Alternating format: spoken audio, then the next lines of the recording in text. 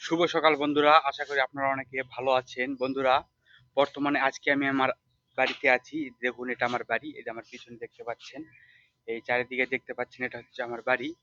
আর আজকে আমি আপনাদেরকে বাড়িটি পরিচয় করে দেওয়ার জন্য ভিডিও করতেছি। এই যে দেখতে পাচ্ছেন পিছনে, আমার পিছনে, এটা হচ্ছে আমার বাড়ি। এটা হচ্ছে ইটের বাড়ি। আর আমার পিছনে যেটা দেখতে পাচ্ছেন, এটা হচ্ছে মাটির বাড়ি। আমাদের এরই আগেও মানে মাটির বাড়ি ছিল, ইটের বাড়ির আগে।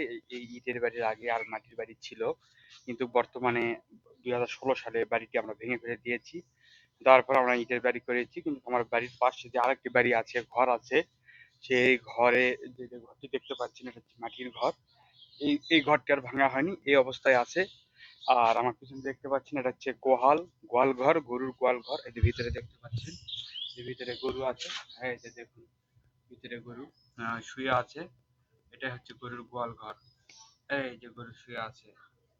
আর আমাদের বাড়িতে আরেকটি অনেক সুন্দর জিনিস আছে। এই যে দেখতে পাচ্ছেন, এটা হচ্ছে নটকলের লঙ্গানের গাছ। লঙ্গান বলতে অনেকে কাঠ লিচু বলে, আবার অনেকে হচ্ছে আহ লঙ্গান বলে। আর এই যে আমাদের বাড়ি আরেকটি গাছ আছে, সেটা হচ্ছে যে লিচুর গাছ। এই যে দেখতে পাচ্ছেন লিচু, এটা হচ্ছে চায়না থ্রি লিচু। এই যে চায়না থ্রি লিচুর গাছ এটা। এই যে দেখুন, নিজের বাড়ির ভিতরে লাগানো আছে। আরেকটি জিনিস হচ্ছে, যেটা হিন্দুদের বাড়িতে থাকে, এই যে তুলসী বেদি। এই যে তুলসী বেদি অনেকটা ময়লা হয়ে গেছে, আবার রং করতে হবে। আর এই যে দেখুন, একটি শিব মূর্তির শিব পাথর এখানে রাখা আছে, দেখতে পাচ্ছেন।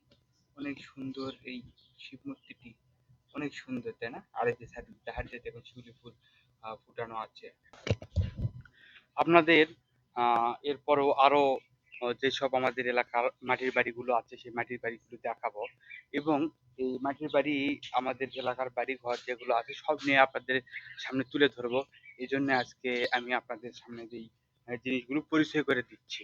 আর আমাদের বাড়িতে আরেকটি জিনিস আছে, দেখুন, এই যে এটা হচ্ছে আহ আহ, কি বলে, আহ, কবিতর। এই কবিতরগুলো দেখুন এখানে আছে, আমার বাবা কিনে এনেছে। আহ এর আগে আমাদের বাড়িতে কবিতর ছিল না। 3 বছর হলো আনা হয়েছে এই কবিতরগুলো। আমার বাবা পালন করে। এই কবিতরের নামগুলো আমি ঠিক মতো জানি না। দেখুন, ভিতরে একটা আঁখি দিয়েছে, কিন্তু জানি না কি কারণে আঁখিরগুলো প্রতিবার নষ্ট হয়ে যায়। আর এখানে একটি দুইটি কবিতর আছে, এটা অন্য কালারের, অন্য জোড়ার কবিতর। আর এ বাদেও এখানে আরেকটি কবিতর আছে, দেখতে পাচ্ছেন। এই যে এটা, এই শুধু একটা আছে, এর সাথে যে ছিল সেই কবিতরটি উড়ে গেছে। বর্তমানে এখানে একাই আছে এখানে। আরেকটি মজার বিষয় হচ্ছে, এই এখানে যে কয়টি কবিতর দেখতেছিলেন, আরো কয়েকটি ছিল, সেগুলো প্রায় সবই উড়ে গেছে এখান থেকে। আরেকটি জিনিস বন্ধুরা দেখতে পাচ্ছেন, এই যে শীতের সময় গাঁদা ফুলের গাছ এখানে লাগানো হয়েছে সারিবদ্ধভাবে। শীতের সময় গাঁদা ফুল বেশি ফোটে, দেখতেও ভালো লাগে, এই জন্য গাঁদা ফুলগুলো এখানে লাগানো হয়েছে। আরেকটি মজার বিষয় হচ্ছে যে, আমাদের বাড়িতে দেখুন, ছোট্ট একটি মাটির চুলা তৈরি করা হয়েছে।